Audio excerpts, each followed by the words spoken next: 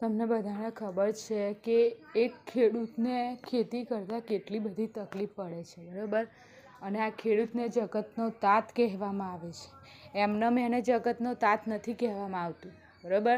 એ તમને દૂધ અને અનાજ પૂરું પાડવા માટે દિવસ રાત ખેતરમાં મહેનત કરે છે. તાપ નથી જોતો, ઠંડી નથી જોતો, વરસાદ નથી જોતો, અને આ બધું વેઠીને તમને અનાજ અને દૂધ પૂરું પાડે છે.